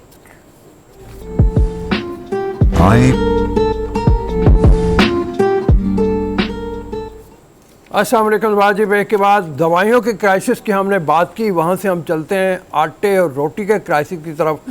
Waheed Abbasi साहब वाइस प्रेसिडेंट हैं नान रोटी एसोसिएशन के, yes. लाहौर के, उनसे चल के बात करते हैं। अस्सलाम वालेकुम वहीद अब्बासी साहब। हम क्या नहीं, आप ठीक हैं, आप खैरियत से हैं? हाँ बिल्कुल अल्हम्दुलिल्लाह। ये बताइए कि ये जो अफवाहें गर्दिश कर रही हैं, या खबर है ये कि आप लोग रोटी की कीमत में इजाफा चाहते हैं। पहले ही बोझ बहुत पड़ा हुआ है गरीब आदमी के ऊपर, अगर और बोझ पड़ा तो बेचारा बिल्कुल यानी ख़त्म होने के करीब हुआ होगा। ये मैं मानता हूँ कि चक्की का आटा 5 रुपए फ़ी किलो कहते हैं बढ़ गया है, लेकिन बाकी आटा तो अपनी कीमत पे मिल रहा है, फिर ये इजाफे की बात क्यों हो रही है? जी बिस्मिल्लाहिर्रहमानिर्रहीम। जैसे आपने बात की है कि चक्की का आटा 5 रुपए किलो बढ़ गया है, तो मैं आपसे गुजारिश करना चाह रहा हूँ कि जो प्राइवेट आटा जिस पे हमारा गवर्नमेंट का रेट तय हुआ था डिस्ट्रिक्ट गवर्नमेंट के साथ 14 रुपए की रोटी, तो वो आटा 15 kg का पहले मिल रहा था 1450 रुपए 1470 रुपए तक। अब उस आटे की कीमत फ्लोर मिल एसोसिएशन ने 1725 एक्स मिल कर दी और जो मार्केट में है वो 1750 से लेकर 1770 रुपए तक हो गया है। तो हमारी कोशिश ये होती है कि हम रोटी का रेट किसी सूरत ना बढ़ाएं, क्योंकि इससे बराह रास्त जो अवाम पर बोझ पड़ता है और मुतासर जो होती है वो अवाम होती है, ना इससे मिल वाला मुतासर होता है, ना गवर्नमेंट को कोई असर पड़ता है।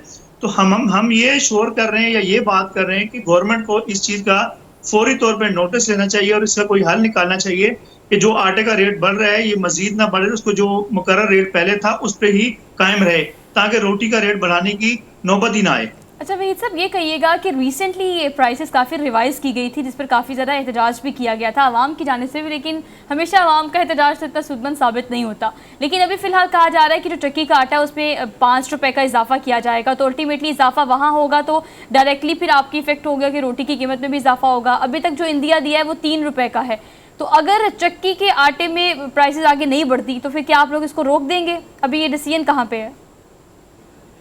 जी देखिए, मैंने आपको पहले भी अर्ज की कि हम फिलहाल रोटी का रेट या नान का रेट नहीं बढ़ा रहे हैं। हम खाली गवर्नमेंट को ये कह रहे हैं कि आटे और रेट का फाइन का रेट जो है, ये चक्की का आटा हम इस्तेमाल नहीं करते हैं, हम फ्लोर में से जो आटा मिलता है वो हम लेते हैं। जो सब्सिडाइज आटा है वो तंदूर वालों पे वो नहीं मिल रहा है और उस पर पाबंदी लगाई है गवर्नमेंट ने। अच्छा। हम प्राइवेट आटा जो लेते हैं, जो मिलें प्राइवेट आटा 15 kg का बना रही है या 79 kg का बना रही है, वो ले रहे हैं और फाइन जो है उसका रेट 8500 8600 से 9300 9500 पे चला गया है, जो फाइन जिससे नान बनता है।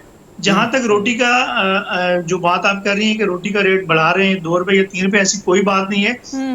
गंदुम का रेट जो बढ़ा है प्राइवेट, उससे जो आटा बन रहा है मिल वालों ने उसका रेट बढ़ा दिया, वो आटा हमारे पास आ रहा है, उसका रेट बढ़ा हुआ है। हम हुकूमत से ये मुतालबा कर रहे हैं और हुकूमत से हमारी गुजारिश है कि उस रेट को कंट्रोल किया जाए, जो 1500 तक जो आटा 15 kg का मिल रहा था उसको रेट को वहीं पर स्थिर रखा जाए। अगर वो रेट बढ़ेगा तो ऑटोमेटिकली आप खुद समझदार हैं, आपको भी पता है कि जब उसका आटे का रेट बढ़ेगा या फाइन का रेट बढ़ेगा तो उसका बराह रास्त असर जो है वो नान रोटी पर होगा। सर सब्सिडाइज आटा जो है जिस पर बैन अभी लगा हुआ है फिलहाल, वो कब से लगा हुआ है और आपको जब मतलब सब्सिडाइज आटा मिलता है तो फिर कितना फ़र्क पड़ता है इस चीज़ पे, और कब से आप लोग इस मसले से दो चाह रहे हैं कि सब्सिडाइज आटा जो है वो बेसिकली बंद किया गया है गवर्नमेंट की जानिब से?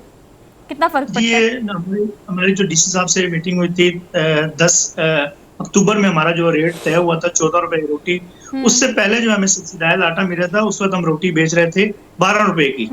तो सब्सिडाइज आटा उस वक्त हमें मिल रहा था वो तकरीबन 1300 रुपए का बैग मिल रहा था। अब जब वो खत्म हो गया, वो 20 किलो का बैग था वो 1300 को मिल रहा था। जब 15 किलो का बैग तकरीबन 1450 1500 का में मिल रहा है, तो वो रेट हमने रोटी का जो बढ़ाया है और गवर्नमेंट के साथ बैठ के बाकायदा एक पूरा तरीका होता है, उसका कैलकुलेशन वगैरह होती है, उसके बाद रोटी का रेट बढ़ता है। तो तकरीबन 2-2.5 माह हो गए वो सब्सिडाइज आटा तंदूरों पे बंद कर दिया गया। इससे अलावा एक मैं आपसे गुजारिश करूं कि जो अभी ये जो सर्दी शुरू हुई है और गैस का एक बुरान ने जन्म लिया हुआ है, तो उससे ये हुआ है कि जो सुई नादरन वाले हैं, वो तंदूर वालों पे सिलेंडर सप्लाई कर रहे हैं कि जी आप सिलेंडर की गैस इस्तेमाल करें क्योंकि गैस की लोड शेडिंग हो रही है। तो उसका असर भी रोटी और नान पर पड़ना है, लेकिन हमारी कोशिश है कि हम उसको मैनेज करें। और सुई नादरन से हमारा मुतालबा रहा है और हम उनसे हमारे मुज़ाकरात भी चल रहे हैं कि तंदूर वालों को फिलहाल आप जो गैस मिल रही है वो दें, जो सिलेंडर की गैस है वो इस्तेमाल नहीं कर सकते। जी हरमीत। अच्छा वहीद साहब, अगर हम देखें, आप जिस तरह जिक्र कर रहे हैं कि पैसे रुपए जो है 3 रुपए अभी बढ़ाए नहीं है, मुतालबात हैं, ऐसे में आपने जिक्र किया सुई गैस का, ये भी हमें पता है कि वो भी एक मुश्किलात जो है वो बढ़ती जा रही है, लेकिन सारी सूरत हाल में आपने मुतालबात किए, क्या मुज़ाकरात के लिए कोई लाएमल तय हुआ है क्या, या नुमाइंदा जो है हुकूमती नुमाइंदा उसके साथ कोई मीटिंग वगैरह हुई है, या उनकी जानिब से कोई मुस्बत पेशरफ्त की कोई पेशकश जो है वो अब तक हुई है? क्योंकि जाहिर बात है अगर 3 रुपए या 4 रुपए, क्योंकि उमूमन हम देख रहे हैं कि हर 2 महीने बाद कहीं ना कहीं आपकी जो एसोसिएशन है वो प्राइस बढ़ा ही लेती है, तो ऐसे में असर तो है, या मजबूरन जो है आम आदमी उस पर भी असर पड़ता है, और वो ख़रीदना तो है, रोटी तो खानी है। तो ऐसे में क्या कोई राब्ता जो है वो हो रहा है हुकूमती नुमाइंदों के साथ? जी देखिए, मैंने पहले भी अर्ज की है कि ना हमने कोई रोटी के रेट का कोई ऐसा फैसला किया या कोई ऐसा मुतालबा नहीं हम रेट बढ़ा रहे हैं। सवाल किया है कि आपने अर्ज किया है। जी अगर ये हालात ऐसे ही रहते हैं, मकसद ये है ना वहीद साहब कि अगर आप जैसे बता रहे हैं कि आटे की कीमत यही रहती है, गैस की कीमत बढ़ती है, तो शायद मजबूर हो जाएंगे बढ़ाने के लिए। तो हुकूमत से जी इस चीज को ना, हुकूमत को इस चीज का नोटिस लेना चाहिए। अगर हम एक अर्ज कर रहे हैं, बात करें, देखें आटा तकरीबन 4 दिन हो गए आटे का रेट बढ़ गया है, तो हुकूमत ने उस पर किसी किस्म का कोई एक्शन नहीं लिया, कोई कार्रवाई नहीं की। कोई गंदम के फ्लोर मिल्स वाले कहते हैं कि हमें गंदम का कोटा बढ़ाया जाए तो हम इसका रेट जो कम हो जाएगा। गवर्नमेंट जो है वो कोटा बढ़ाने के उसमें नजर नहीं आ रही कि उसकी कोई ऐसी कोशिश नहीं है, या गवर्नमेंट नहीं चाहती है, वो आवाम को पीसना चाहती है। वो अपने सियासी मामलात में जो हुकूमत है वो ऐसी उलझी हुई है कि उसको आवाम के किसी किस्म का ख्याल ही नहीं है। तो उसमें देखें ना, तंदूर वाला जो एक आम तंदूर वाला है वो भी गरीब आवाम में सही है, उसका कोई फैक्ट्रियां नहीं है, कोई मिलें नहीं है, तंदूर से वो रोटी कमाता है, उसी से अपने घर बार चलाता है। अगर उसकी एक चीज महंगी मिले, एक फ्लोर मिल वाला है जो एक इंडस्ट्रियल है, उसकी गंदम का रेट बढ़ता है तो उसने आटे का रेट फौरन बढ़ा लिया, गवर्नमेंट ने कोई एक्शन नहीं लिया। अब हमने रोटी का रेट नहीं बढ़ाया, हम खाली ये बता रहे हैं गवर्नमेंट को जी इस पे आप इस पे कोई सद्देबाब करें। अगर ये बढ़ता रहेगा तो फिर मजबूरन जो है वो हमें रोटी का रेट बढ़ाना पड़ेगा, और वो भी उस सूरत में जब गवर्नमेंट के साथ हमारे मुज़ाकरात होंगे और गवर्नमेंट इस चीज की इजाजत देगी। तो इस चीज का गवर्नमेंट को एहसास होना चाहिए कि गरीब आवाम जो पिस रही है ऑलरेडी हर चीज में, हर तरफ से, तो कम से कम रोटी जो एक ऐसा है जो बुनियादी जरूरत है आवाम की, उसको तो कम से कम कंट्रोल करें। वो बहुत मेहरबानी वही साहब, थैंक यू। बात असल में ये एक क्राइसिस है और उस क्राइसिस का हल भी वो बता रहे हैं। क्राइसिस ये है कि फ्लोर मिल वाले अपने रेट बढ़ाते चले जा रहे हैं, और वो फ्लोर का रेट, आटे का रेट अगर बढ़ेगा तो फिर मजबूरन इनको भी, अभी तो ये तनबीह कर रहे हैं, ये इशारा कर रहे हैं, रिक्वेस्ट कर रहे हैं कि जनाब गवर्नमेंट से गैस के रेट कंट्रोल में रखे जाएं, या गैस जो है वो सिलेंडर की प्रोवाइड ना की जाए, और उसकी बजाय सुई गैस वाले जो हैं। लेकिन हुकूमत क्या करे, गैस है ही नहीं, गैस तो मौजूद नहीं है। लोड शेडिंग तो हर जगह बहुत ज़्यादा है, जो अवेलेबल है उसकी प्राइसेस ऑटोमेटिकली ज़्यादा हैं। हमने सर ब्रेक लेनी है, अभी ब्रेक लेते हैं और ब्रेक के बाद वापस आते हैं।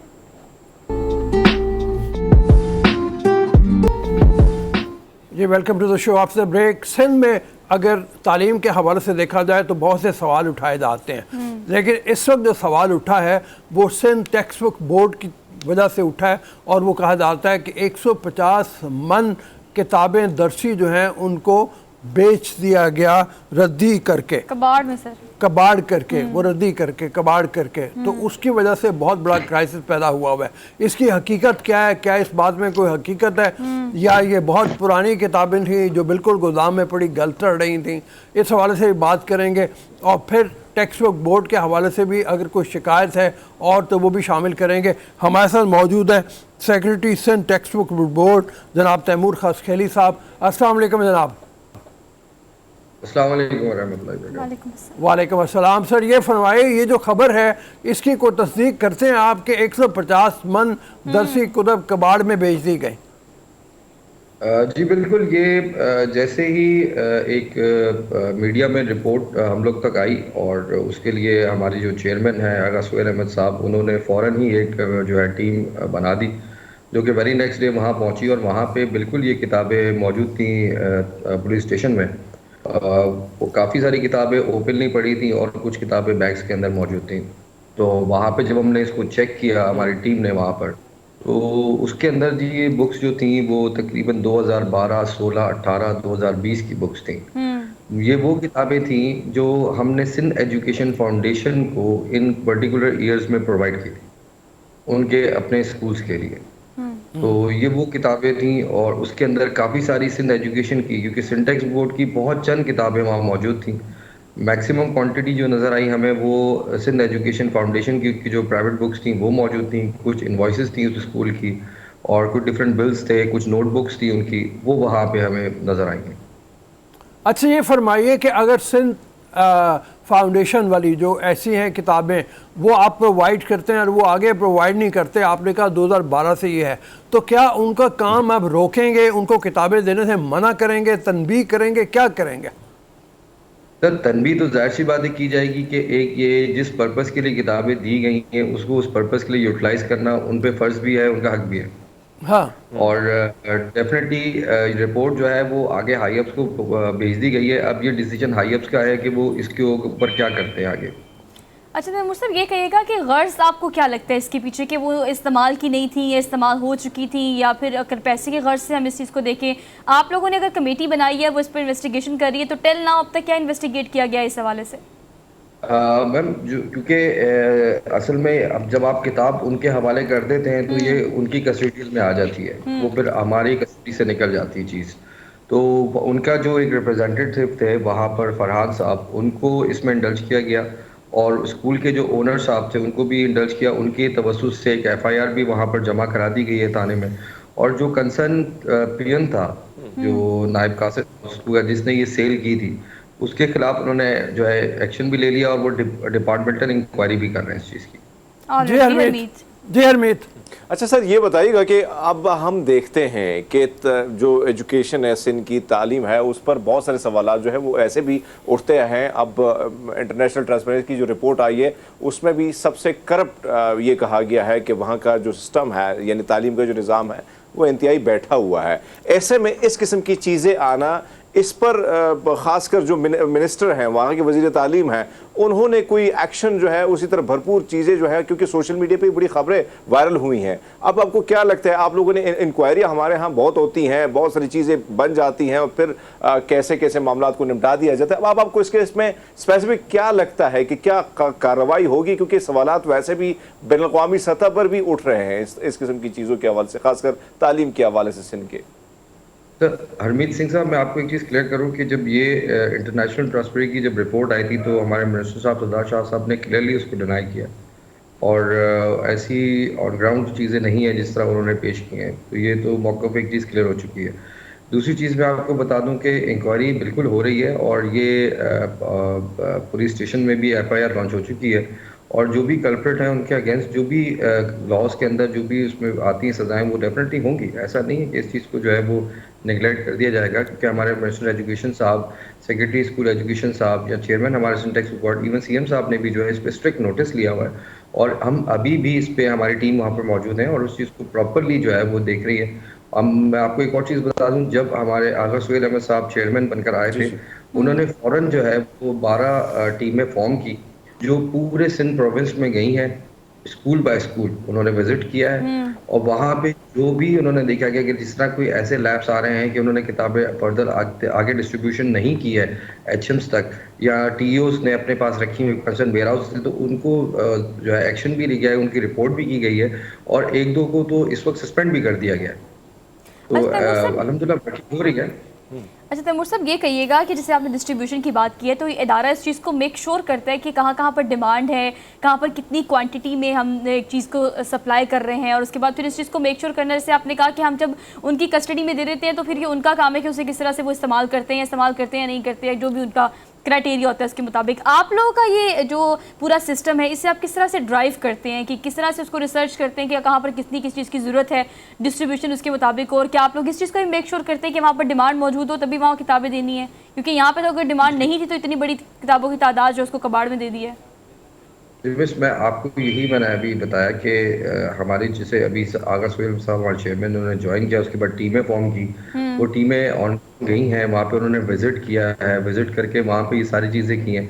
मैं आपको थोड़ा मैकेनिज्म बता दूं कि हम लोग जो है वो हमारा एक IT सेंटर हमारा यहाँ डिपार्टमेंट बना हुआ है, हम उनसे एब्स्ट्रैक्ट के थ्रू एनरोलमेंट लेते हैं, एज पर देयर एनरोलमेंट हम वो किताबें प्रिंट करवा के और उनको प्रोवाइड करते हैं, उनको डिस्पैच की जाती हैं। हमारे पास ब्लैक एंड वाइट लेजर्स में यहाँ ऑफिस में रिकॉर्ड सारे मौजूद हैं, हम जो उनको प्रोवाइड करते हैं। अब उसके बाद हमारी मॉनिटरिंग टीम्स हैं जो जाके ऑन ग्राउंड चेक भी करती हैं, ऑन एंड ऑफ हम लोग उनको विजिट्स भी कर रहे होते हैं, जहाँ कहीं किताबें मौजूद होती हैं उसको रिपोर्ट भी किया जाता है और उनको इंश्योर भी किया जाता है कि जो ना ये कंसर्न जो HMs हैं या कंसर्न स्कूल्स हैं जहाँ जो कंसर्न बच्चे हैं जिनके लिए छपाई जाती है उन तक प्रोवाइड की जाए लाजमी। बहुत मेहरबानी sir, thank you very much Taimur साहब। थैंक यू जी हरमीत, आपका सवाल जो है ना वो अपनी जगह मौजूद है और वो ज़ाहिर टेक्स्ट बुक बोर्ड से रिलेटेड नहीं है, लेकिन ओवरऑल सिंध का जो एजुकेशन का निज़ाम है उसके पर सवाल उठते हैं। ऐसे में ये भी सवाल उठा कि किताबें जो है वो डंप की गई, किताबें जो है वो ऐसे फेंक दी गई, थाने में पहुंच गई और वहाँ पे FIR जो है दर्ज की गई। और भी रिपोर्ट्स हैं हरमीत, उसके सवाल के जवाब के लिए भी हमें मुख्तलिफ लोगों से बात करनी आप देखें ना कि ये अब जिस तरह इन्होंने जिक्र किया मौसूफ ने कि वज़ीर तालीम ने उसको रिजेक्ट किया। उमूमन ये होता है कि कोई इस किस्म की रिपोर्ट्स मस्बत आती है तो ये बड़े आके प्रेस कॉन्फ्रेंस भी करते हैं, बड़े खुश भी हो जाते हैं, और जब इस किस्म की रिपोर्ट इनके खिलाफ हो, चाहे वो इमरान खान हो या ये हुकूमत हो, मैं सब की बात कर रहा हूँ, ऐसा ही होता है। अब सिंध की तालीम है, एजुकेशन का सिस्टम जो है, आप सिंध में रहें, कराची में रहें, मैं भी रहा हूँ, अंदरूनी सिंध की क्या हालत है मैंने खुद देखी है जाके। बहुत सारे ऐसे गांव हैं जहाँ पे मैं गया हूँ और वहाँ पे हालात मैंने देखे। बहुत सारे लोग जो है वडेरे जो हैं उनका अपने कब्जा है, फिर वहाँ पे निज़ाम तालीम जो है किस तरह गरीब बच्चा जो है वो प्राइमरी या और हाई स्कूल और उसकी तरफ वो बढ़ता है, उसको कितनी मुश्किलात होती। ऐसे में ये किताबें जो है अगर हुकूमत की जानब से दी जाती हैं या इसकी सप्लाई जो है, ये बड़ा सवाल सोहा ने बड़ा अच्छा सवाल किया, लेकिन उसको के जवाब को उन्होंने उस तरह जवाब नहीं दिया, मुतमईन जवाब। आप देखें ना कि जाहिर बात है कि आप ये किताबें दे रहे हैं, क्या आप मेक श्योर कर रहे हैं कि क्या ये किताबें उन बच्चों तक, उन तलबा तक पहुंचती हैं जिनको ये इनकी ज़रूरत है? आप ये देखें ढेर किताबें ऐसी पड़ी हैं और सोशल मीडिया पे अगर ये चीज़ें ना आती तो ऐसे और कितनी चीज़ें जो होंगी अंदरूनी सिंध या दीगर इलाकों में, उससे वो जो मंजराम पर नहीं आती। लेकिन इसमें कोई शक नहीं है कि सिंध हर साल जब इम्तिहानात होते हैं, आप ये देखें कि यहाँ से बहुत सारे लोग जो मैट्रिक होते हैं, बहुत सारे में MNS MPS जिनको एक वक्त में साइड लाइन पे किया गया, फिर उनको टिकट्स भी नहीं दी गई, वो जाके वहाँ से डिग्रियाँ बनाते थे। ये सारी चीज़ें जो हैं ये सामने हैं। अब वहाँ पे जिस तरह मेडिकल कॉलेज में जिस तरह दाखिले होते हैं, अब आप मुझे कहें मुझे पैसे दें, मैं आपको इस किस्म के लोग एजेंट बैठे हुए हैं कि दाखिले कराने को बैठे हुए हैं, तो ये सिस्टम है, ये सवालात उठेंगे। जब आप काम नहीं करेंगे, ग्राउंड पे काम नहीं करेंगे, तो रियलिटी तो सामने आएगी, चाहे वो जिस तरीके से हो। लेकिन ये बात है कि इस चीज़ को ठीक करना जो है ये सिंध हुकूमत की जिम्मेदारी है। बिलावल भुट्टो साहब जो हैं 175 करोड़ रुपए तो वो लगा चुके हैं अपने दौरों पर, लेकिन सिंध पर उनका कोई फोकस नहीं है कि इन सिंध पर सिंध की जो, क्योंकि हम देख रहे हैं कि हुकूमत 2 दफ़ा हुकूमत उनकी आई है, मुसलसल वो हुकूमत कर रहे हैं, लेकिन वहाँ पे जो निज़ाम है एजुकेशन का वो आपके भी सामने, हमारे भी सामने, और वहाँ के जो टीचर्स हैं उनको लिखना तक नहीं आता जिस तरीके से भर्ती होती है। रऊफ साहब, ये जो हुकूमत आई है, मैं थोड़ी सी क्लियर कर दूं कि ये जो हुकूमत आई है इसके बाद में कुछ इदारों में जिस किस्म के लोगों को बिठाया गया है, जिनको अलिफ बे ते नहीं आते, उनको बड़ी बड़ी पोस्टें दी गई हैं। ये हालात सिर्फ इस वक्त जो है सेंटर की हैं, तो सिंध की क्या सिचुएशन होगी। और हरमीत, आप एजुकेशन का लेवल देखिए सर, ये सारा जो हमारी डिस्कशन हुई है इसको अगर हम नटशेल करें तो आप देखिए कि वहाँ पर एजुकेशन का लेवल क्या है। वहाँ पर मैट्रिक का बच्चा यहाँ पर 7-8 क्लास की जो अच्छी बुक्स होती हैं वो ही इज़ और she is not able to read all those books, मतलब वो स्टैंडर्ड ये है। ओवरऑल सिस्टम बहुत ज़्यादा ख़राब है और ये हमें मतलब सेकंड करना पड़ेगा, और हम जहाँ भी इसके बारे में बात कर सकें हम ज़रूर करते हैं। और चलते हैं यहाँ से, हम सुखे की जाना है। हमने एक चलते। इज्तिमाई शादियों का आपको पैकेज दिखाते हैं। सुखे की में हमने जैसे हमने शुरू में भी कहा था कि जब गुर्बत बढ़ती है तो इस तरह के लोग सामने आते हैं जो मुखैर हजरात होते हैं, इस तरह के अरेंजमेंट करते हैं, लेकिन यहाँ पे इस तकरीब का एहतमाम जो किया गया है उसकी बुनियादी वजह क्या है, सुखे की लेके चलते हैं आपको और आपको दिखाते हैं ये इज्तिमाई शादियों ये का। रिपोर्ट देख के वापस आए फिर डिस्कशन करते हैं। सर जरूरतमंदों बहुत ही के अच्छा लिए काम है, बहुत ही अच्छा काम है, जितनी तारीफ की जाए। और ये सुखे की से हमारे जो नवाब निगार है ना, ये हमेशा अच्छी रिपोर्ट्स वगैरह अच्छी भिजवाते रिपोर्ट्स हैं। बनाते हैं। लेकिन आप ये देखो कि जिस तरीके से 11 बच्चियों की Yes. शादी की गई, इलाके के मुखैर हजरात जो हैं वो इंतज़ामात आगे किए आए और और उन्होंने जहेज दिया, उन्होंने पूरे एहतमाम किया, बैंड बाजा। और सर माँ बाप का बोझ हल्का किया। सबसे अहम बात है कि आजकल के ज़माने में आपको पता है कि हम चाहकर भी जो जहेज जैसी लानत है उससे जान नहीं छुड़ा पा रहे। तो ये जो बेसिकली इनिशिएटिव लिया गया पूरी उस सोसाइटी की जानिब पे जो वहाँ पर लोग मौजूद हैं कि बाप का सर हल्का किया और बेटियों की शादियाँ की। और सर हम जो देख रहे थे इंतजाम अच्छे तरीके से किया है, गाड़ियाँ शाड़ियाँ भी सजी हुई थी और सारी चीज़ें ठीक थी, तो ये हम बड़ा अप्रिशिएट करते हैं। हमने चलना है, अब आपको एक फिल्म का ट्रेलर दिखाते Yes. हैं, avatar 2। Two. Avatar 2 James Cameron की तख्लीक है।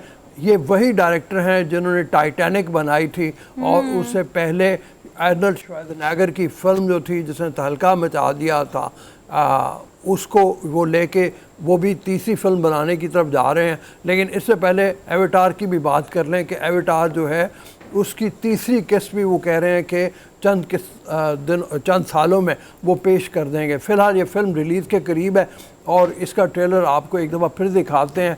बहुत ही स्पेशल इफ़ेक्ट्स, बहुत ही शानदार प्रोडक्शन और बहुत ही शानदार तरीके से बनाई गई कहानी और उसको लेके जो एक तिलिस्माती दुनिया क्रिएट की गई है, उस तिलिस्माती दुनिया की झलकियाँ आपको कोई दिखाते हैं। हाँ, ट्रेलर देखते हैं पहले। Have a look. जेम्स एक कैमरॉन imaginary की world लगता तख्लीक, जिसके बारे में मैं आपको बारहा कह रहा था कि कल ये रिलीज़ होने जा रही है 16 दिसंबर को, और मुझे उम्मीद है तहलका मचाएगी ये फिल्म अपने स्पेशल इफ़ेक्ट्स की बदौलत।